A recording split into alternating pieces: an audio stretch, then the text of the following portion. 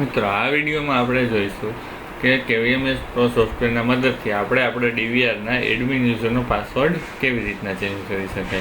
તો password change કરવા માટે સૌપ્રથમ આપણે ડિવાઇસ કન્ફિગરેશનમાં જઈશું. ડિવાઇસ કન્ફિગરેશનની અંદર આપણે DVRને સિલેક્ટ કરીશું. એટલે સિસ્ટમના મેનુની અંદર એકાઉન્ટના મેનુની અંદર આપણે ક્લિક કરીશું. એટલે આપણને જેટલા પણ યુઝર આમાં એડ કરેલા છે એટલા યુઝર આપણને બતાવશે. હવે આપણે પાસવર્ડ ચેન્જ કરવા માટે એડમિન યુઝરનો પાસવર્ડ ચેન્જ કરવો હોય તો એડમિન યુઝરના પાસવર્ડના ઓપરેશનમાં એડિટ બટન ઉપર આપણે ક્લિક કરીશું. એડિટ બટન ઉપર આપણે ક્લિક કરીશું એટલે આપણને અહીંયા પાસવર્ડ ચેન્જ કરવા માટે પાસવર્ડ ઉપર ટિક કરવાનું રહેશે. પાસવર્ડ ઉપર ટિક કર્યા પછી આપણે જૂનો પાસવર્ડ એટલે કે ઓલ્ડ પાસવર્ડ આપણે એન્ટર કરવાનો રહેશે. ત્યારબાદ આપણે અગેન નવો પાસવર્ડ આપણે એન્ટર કરવાનો રહેશે.